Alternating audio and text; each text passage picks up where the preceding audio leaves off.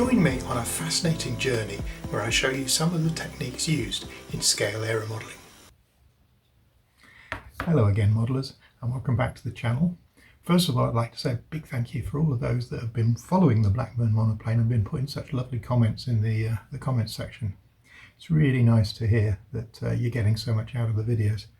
I will just reiterate, I really don't know what I'm doing half the time, and I'm just showing you what I do. It's not necessarily right, it's not necessarily wrong. Several people have commented that I'm not using the paints the right way and maybe I could be using better materials and blah blah blah. Well, I haven't got a bottomless pit. My pockets are quite shallow and I can't spend a fortune on experimenting with new paints, new styles, new tools, new things like that. So I have to make do with what I've got.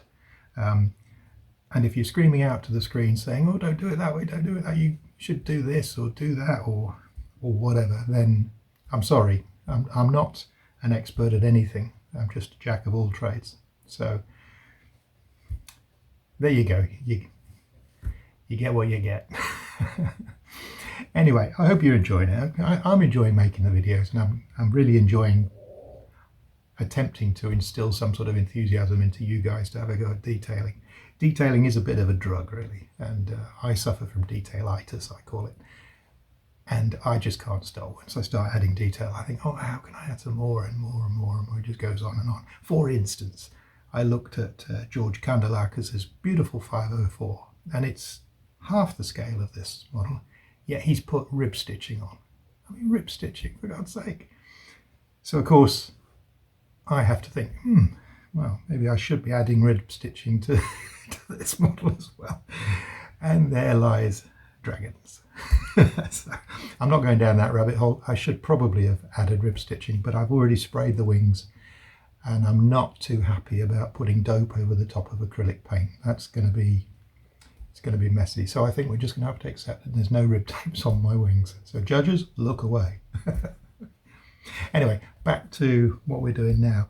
What I'm going to do is I spent so much time trying to get the area underneath the engine cowl correct with the metal plates, and there's actually 4 metal plates that curve and they overlap, and 2 on each side. 2 are already fitted. The 2 on the starboard side I've left off. They're already made and ready to go, but I've left them off because I need to get into that area underneath the cowl. Because I've gone to so much trouble to detail the plating and stuff like that, it means there are some things inside there that I really need to add. Now what they are, there are oil feeds from the oil tank. There's a petrol feed from the petrol tank. There's 2 lines that come out of the oil pump. There's the carburetor and the carburetor tubing. So I want to try and simulate all of that lot. And to give you an idea, I printed a picture. I love a picture. This is the wrong way around compared to the way I'm looking at the aeroplane. This is the front. So what you see here is the oil pump. I'm not sure what all the functions are. I'm sure there's people out there that know far more than I do. But what I want to try and simulate is this oil pump, and I'm going to do that in a piece of blue foam covered in foil, aluminium foil, and then I'll paint it sort of creamy white. And then we've got 2 oil lines. One goes to the crank and one goes to another area of the engine. I'm not sure which part. Main bearing is one of them, I know that. And I'm probably going to simulate those with that really fine silicon tubing that we used for making the carbon outlines for the rudder and tailplane and stuff. So I'll probably use some of that painted black, or maybe even probably painted black. These pipes I'm going to use probably styrene tube.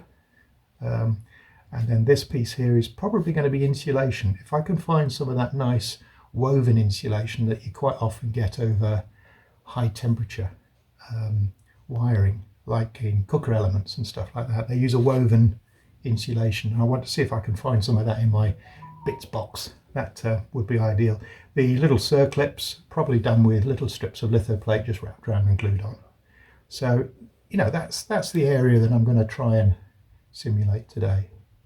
Let's get cracking. I've laid everything out on the bench that I think we're going to need. There's the area that we're going to be looking at on the aircraft, and I've printed out some documents that show me the view. And the first thing I'm going to start with is that tank. Look at this one.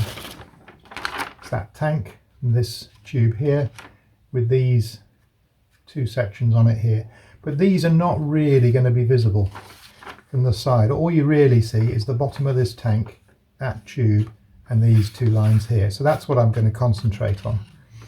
Okay, I think this is the carburetor, this section over the top. Carburetor being this bit. This is the inlet, I suppose. I think this is a pulley feeding the pump, but I don't know how it all works. I need to have a close look to figure it all out. It's a fascinating engine. I can only assume this is the fuel in, but seems a bit large for fuel in, but I really don't know. So whatever they are, I'm going to try and replicate them. Now this section here, which was interesting, I don't know what it is. I don't know what it's made of, but it looks like it's some sort of tubing that might allow some movement of either end. The Jubilee clips on either end, I'm sure it didn't originally have Jubilee clips back in 1912, but that's what they have now. So what I was looking for was something with a, I mean, this could be stainless steel pipe, it could be, but again, I don't know that it had been around then, but whatever it is, it looks like it's a metal cased type or fabric type weave on the outside. So a bit like a stainless steel tubing or stainless steel hose, which I don't think it is. It's probably more a cloth thing. It's probably more rubber inside with a cloth on the outside. But again, I'm speculating. So what I'm looking for is something to simulate that. What I've done to help me is I've printed one of the side view pictures as sort of a profile view to scale. So there's a really neat little application you can get for your PC. It's called Tile Print. And what that allows you to do is to import a JPEG, such as this photo, into Tile Print. Then there's a little ruler icon across the top. You click on that for measurement, and then you draw a line on the JPEG in Tile Print, say that distance there. You draw the line, and then in the text box you type what dimension you want to make that. So you go to your model and you look at that dimension there and you realize it's 30 millimeters. So you take your photograph, draw a line between the beginning and end of that section there, and in the box at the top, while the line is still glowing, you type 30 millimeter. That scales the picture, the image, to the same scale as your model. And then all you do is you select that area there with a selector tool, an area select tool, and then you press print selection and it'll print that bit to scale. So now that's an easy way of getting a drawing or a photograph or anything to the same scale as your model. Okay, and then you can use it as a direct reference. So what we can see from that is the diameter of that tube and that beam that's running over there, and we can get a rough idea as well as to the size and shape of that box that's on the end. I also did it again for this photo, this larger one that we're using here. I scaled that to the right size, and this gives us a view of the box and again of the hose. So same size, same scale. See the distance between the lines upright and are the same. This has a parallax error, so it'll be wider at the top than at the bottom, so I measured it at the midpoint. So what we need to do is find something to simulate that hose. So what is the same diameter? Let's get it close to the camera so you can actually maybe see it. It's got a weave on it, a texture, and it just shows. It's the wrong colour, it's black, so we'll have to give this a very slight dusting of silver. We only need a length. Let's just cut a bit of it down. Cut it to the right length, which would be about there. There on that drawing. Let's have a quick peek on this one. Yeah, that confirmed. So we'll cut it to that length. Again, I'm not sure if you can see it, and I don't know where this has come from, but it is a woven cloth. It has texture on the outside. We could give that a light dusting of silver. I'm just going to see if I can. The outside is sort of a PVC. I'm just going to see if I can cut the outside and see if that PVC outer comes off, you know, exposing the weave underneath. You never know.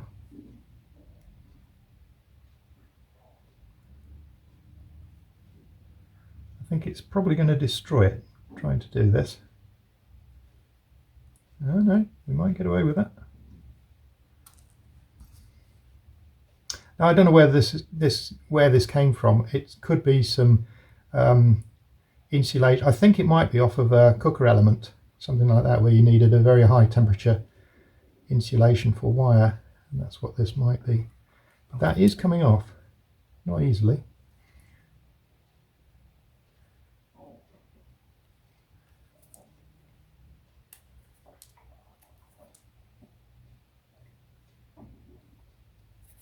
So there we go. We've got a woven fabric, and actually I don't think I would do anything to the colour of that compared to that. I think the colour of that is about right. But what I might do is cut another piece, because trying to tear the polythene off of it has frayed both ends. So I'm going to cut a piece that's twice as long as I need, and then strip it off, and then see if I can salvage the centre bit that maybe doesn't have any damaged inner, if you know what I mean. Let's try again, see if we can get this covering off without destroying it. If this doesn't work, then I'll just use it as is, and we'll just give it a light dusting of silver. Let me find a better way of getting that covering off. Get a scalpel in there. So that's one end pulled off. So if we can just roll it back. It started to go. I'm just digging my nail in and just peeling it back while holding the one end sealed. That's going to work. See off.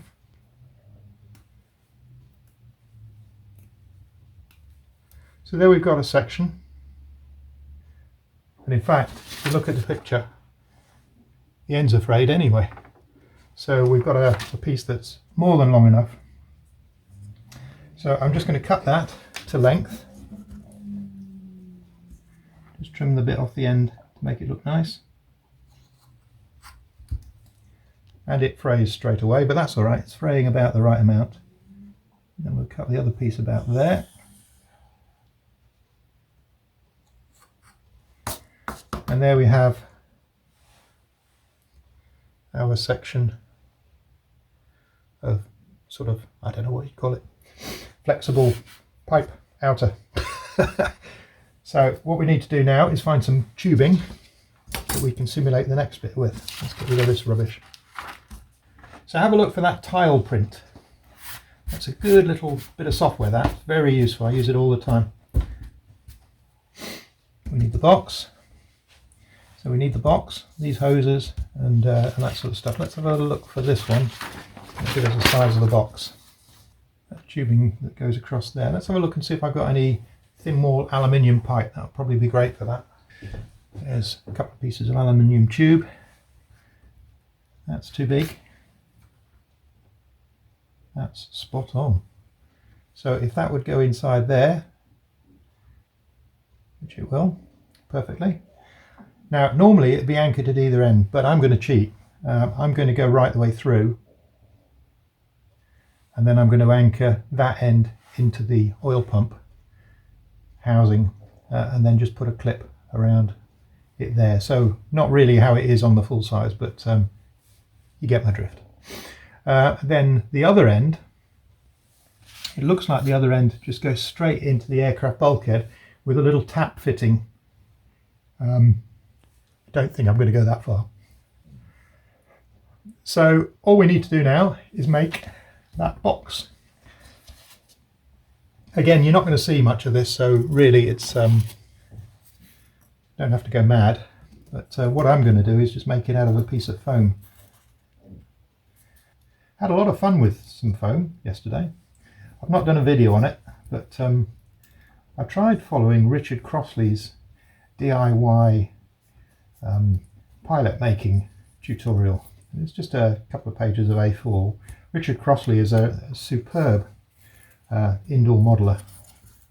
Well, modeller, I'm not going to narrow him down to indoor or any specific genre, but that knife's not very sharp. Look at the mess we're making of that foam. Let's go and get a new blade. That's unfortunate. That's my last of That's the last of my number 23s, so I need to get some more of these. I do like these larger handle, these number 4 handles with a curved blade in it. This is a number 23, Swan and Morton. Or Swan Morton? Swan Morton. But this is a 23, I like these. So we need to be that wide and nice and straight.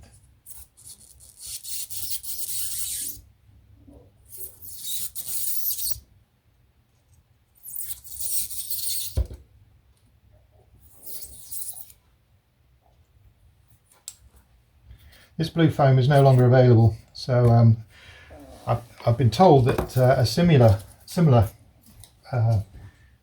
product is from B&Q Hardware, and it's Floormate 200. It's a similar sort of product. Right, so we've got the width right. Let's see if we can get the height about right. So we need to come up to about there. Well, not about there, we need to come up to there. Let's trim that to there.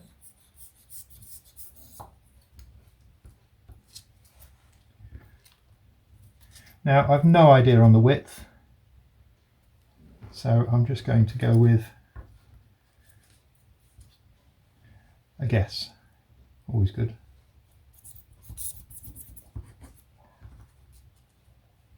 We'll try and make it nice and parallel. That's not very parallel, is it? This line here needs to be a little bit more like that. And that one needs to be a bit more like that. There we go, that'll do. Now, if we look at the pictures, we can see it's rounded off. It actually looks like it's tapered at the top, like that's a manifold. So it looks like it comes in at the top and comes in at the bottom slightly, and that's what I'm going to do, I think.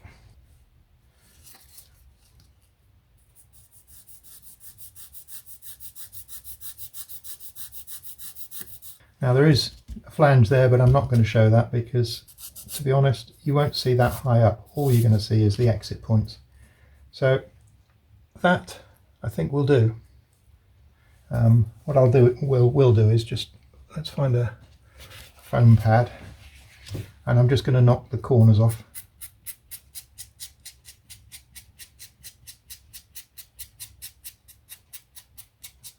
Because it's rounded off on the full size. It's probably a casting, looks like it's a casting. I was going to cover this in foil, but I'm not. I don't think I'm going to be able to follow the lines of this with foil. It's going to end up with wrinkles all over it. So I'm just going to paint this direct. I've heard that watered PVA over foam will make it a bit harder.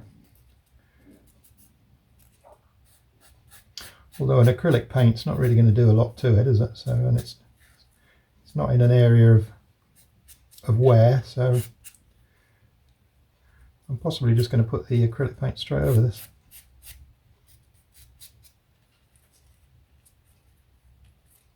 You've got to be very careful you don't put your fingernail in it, because it'll dent very easily. There we go. I think that will do us. So it has a couple of lines coming in the bottom, and it looks like they are slightly diagonal. So I'm just going to put them one either side of, one in each corner. I think that's going to be the easiest way. So what am I going to do with that? Let's have a look at the silicone tube that I was thinking of using. So I've got two sizes of this, two very small sizes of this silicone tube that we used for making the rudder outline and fin outline and that sort of stuff. And that's much too thick, so that's not been a starter. This one arrived by mistake. I didn't order this. They got the size wrong. I ordered 4 packets, so I got 3 of the correct size, and then this one, which is for making components, is pretty useless. It's much too fine, but it might be perfect for what we're just about to do, and that's silliest looking silicon tube you've ever seen. It's got to be sort of 0.5 inside and maybe 0.7 on the outside. Silly stuff. And even that's just a fraction too big, but I think that's as close as we're going to find. So I'm going to take enough to do 2 loops of that. So we're looking at about that twice.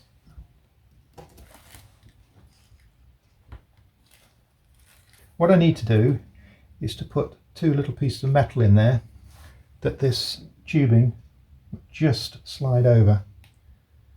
And I think we're going to be looking at something like pins, to be honest. I'm going to use a couple of T-pins instead. Cheap and cheerful. I don't use them for anything else really. So all I'm going to do is push the pin into the foam block. I'm going to cut it first. I was just debating whether to cut them before or after, and I think I'm going to cut them before.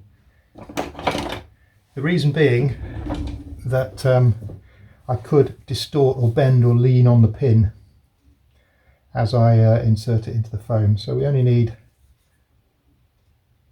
short length off the end.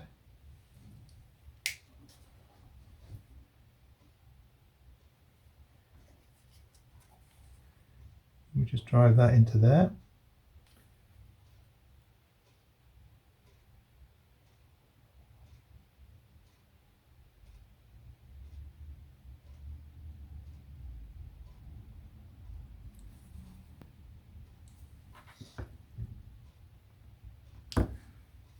Oops, pushed it in a bit too far. So that's those 2 in there. Take the pin out.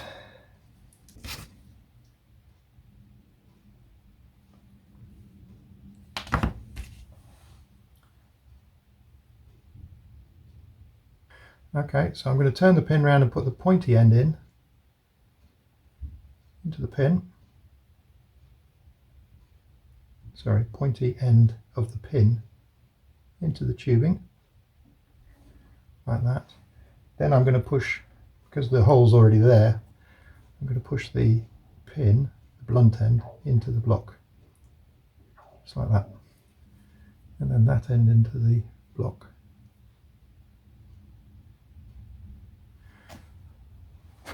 And there we have those. Now I'm going to add a little bit of tubing here, probably this larger one. Where's my drawing?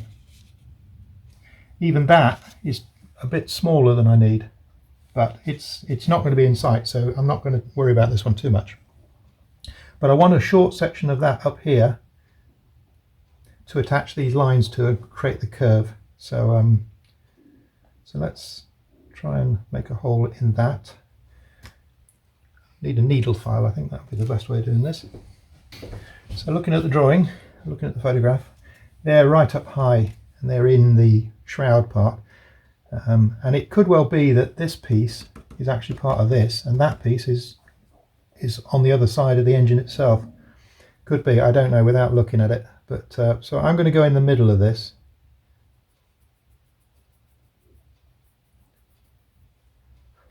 And the tubing in there, that's a nice fit. So all I need is a piece. I'm going to leave it fairly long because in theory it's simulating one of the, the carburetor pipe or something like that. So I'm actually going to leave it probably about that long.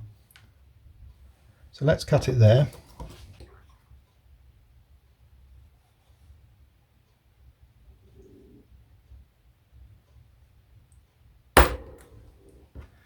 Like that. So if I run one to one side and the other to the other side,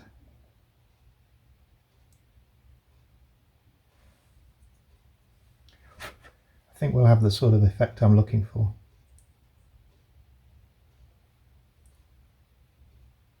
Could have been really clever there. Could have used one long piece, just ran it around the back of the tube. But you get the idea of what I'm trying to achieve. Now I need to also then mount this tube, and that goes quite low down, so again we'll use the needle file and go right between the holes where the pins are. This one is not, it's larger diameter.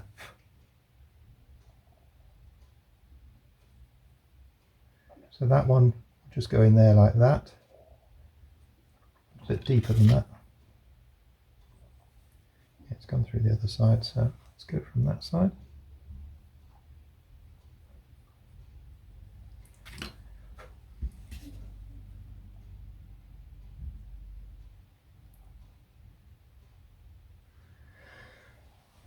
So that's going to go like that.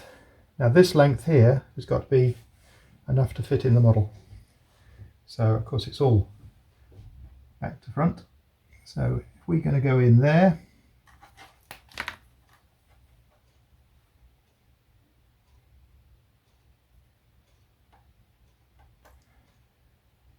taking it off there. So I think what I'll probably do is leave these tubes out while I paint this bit, and the black, or maybe not even the black lines, do the black lines afterwards, but I'm going to just maybe airbrush this box separately. I think that's going to be the best way of doing it. I may even take these out. Just airbrush this box like that. So what we have to figure out is the litho plate around the end of it. So if it's going to go on that far, it needs to be about there. It's about 5mm off the end. So what I'm going to try and do, actually I know what I'm going to use. Let's use some silver foil, adhesive silver foil. Now what would they have used originally? Back in 1912, I bet you they would have used locking wire. Shall we use locking wire instead? Now, strictly speaking, you're supposed to be replicating the aircraft as it is now, but let's use locking. It's actually going to be easier. So this is stainless steel locking wire, and I've got it in a couple of sizes, but this is the finer one. It's still maybe a little bit big, but I think it'll be fine. Let's try it anyway. So all I'm going to do is cut a short length,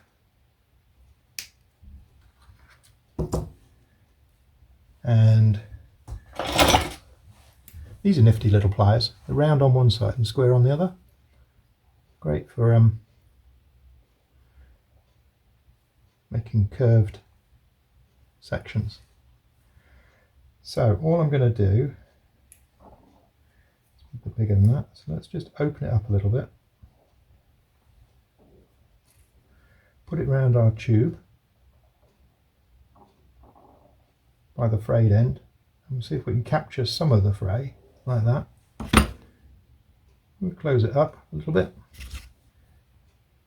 stick our pliers on it, hold it tight.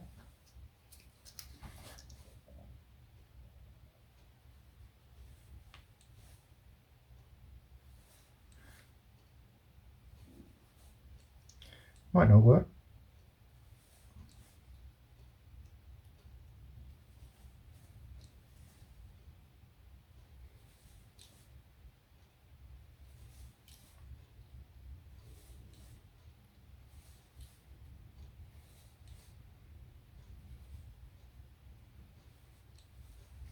However, it might work. Now we cut it quite close.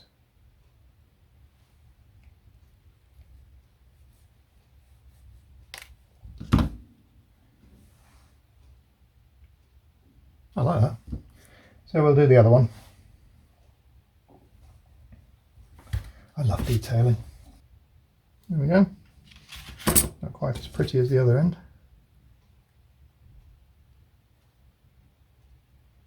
Let's get some more cutters.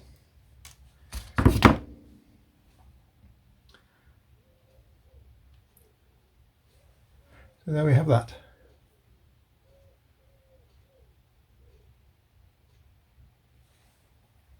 Right, airbrush next. So, just so happens I have quite a lot of this clear dope linen. Funnily enough. So it's a sort of a whitey creamy colour, so I'm going to use this. May as well use it up. Now blue foam, like all foams, will dissolve if you put thinners anywhere near it. Acetone or anything with a solvent in it. Bought some more pipettes. These are 3mm ones. It turns out I was actually using 3mm ones. 300 for £7. So that'll keep me going for years or 3. I don't want to make these holes any bigger in this foam, so all I'm going to do is just very gently use one of these barbecue sticks. Just gently hold it in there. That's enough. That's all we need.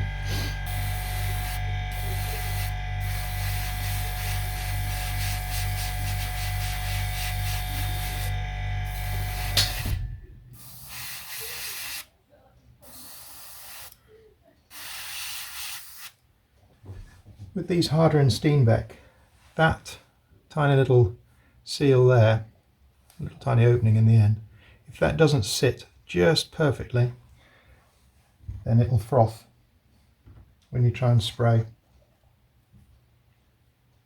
which is not good.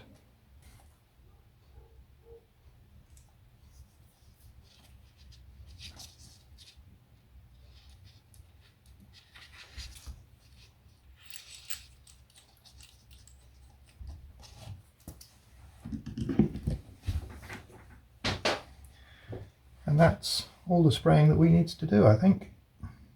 That's nearly dry. I put quite a heavy coat on that, so I do expect it to take a bit of drying. Okay, once those bits are dry, we'll go on to the next stage, and that's assemble it. So that's fairly dry, so I'm just going to assemble it all. Remember which way around I was doing it all. So that's in that side.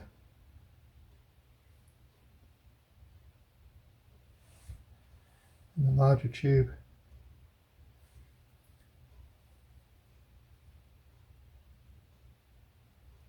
in there.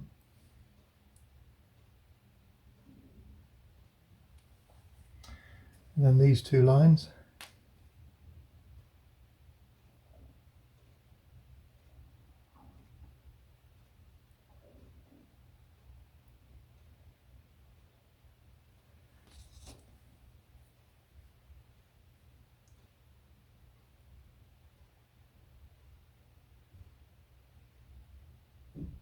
In there.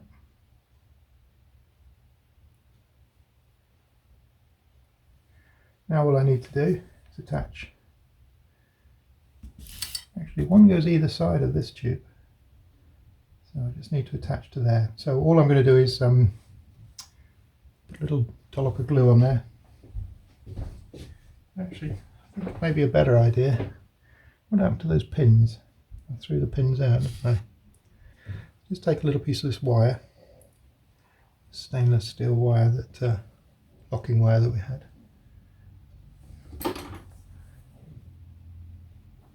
Cut a little section off the end.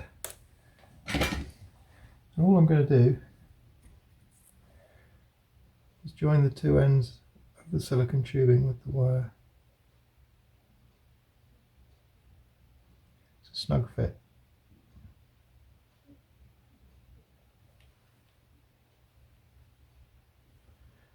But join them over the top of this pipe.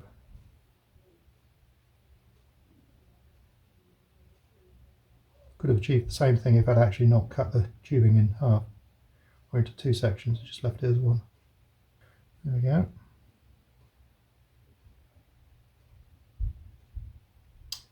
Now what we need to do is actually bend that through 90 degrees because they need to fall either side.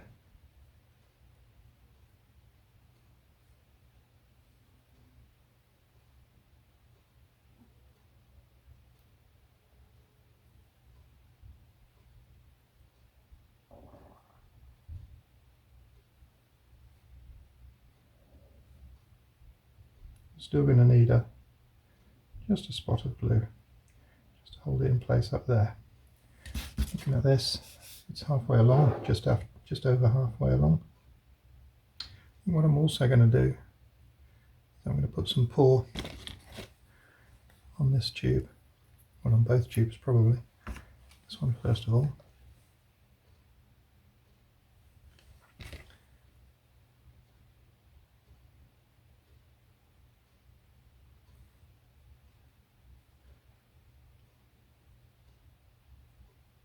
Oops. A bit of that.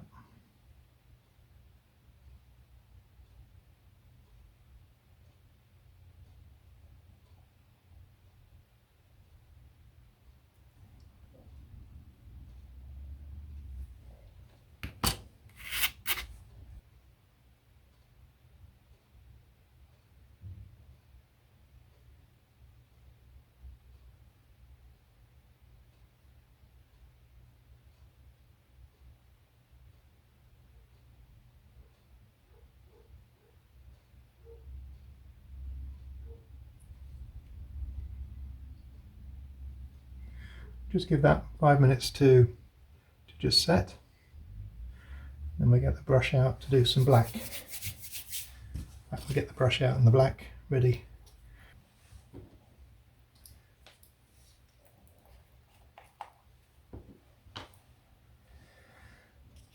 So we'll do the tubing black first.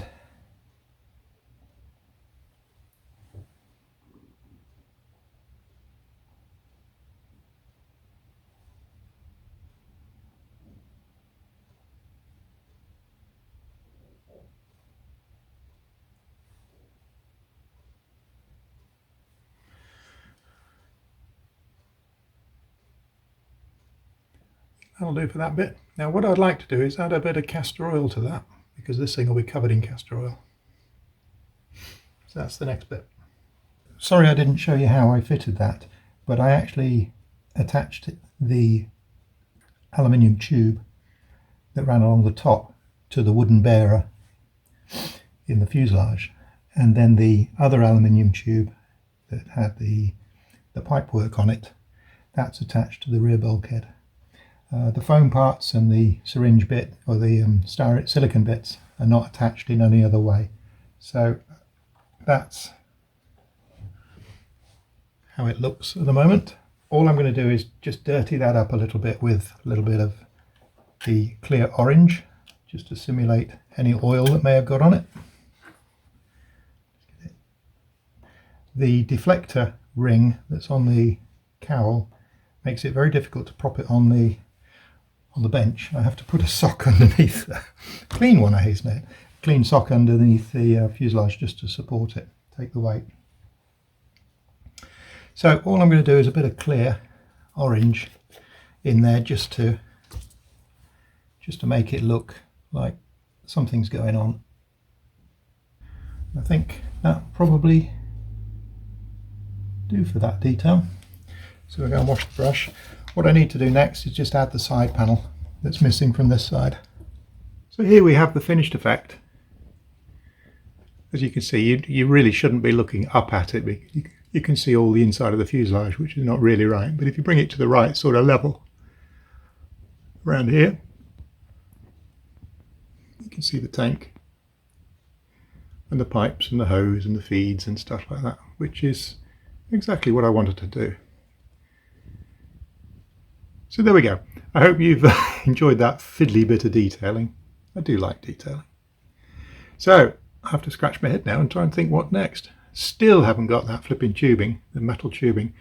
I went on to themodellshop.co.uk, and it turns out they actually stock the Albion tubing as well, in some really impressive diameters and sizes. So must confess, I'm getting fed up of waiting for Albion direct. They said it could be up to 4 days, and it's been 5 days already, so I'm beginning to get a bit fed up. So I spent another £20 on bits and pieces from themodellshop.co.uk. Again, it's Albion stuff, but the Model Shop says it has it in stock.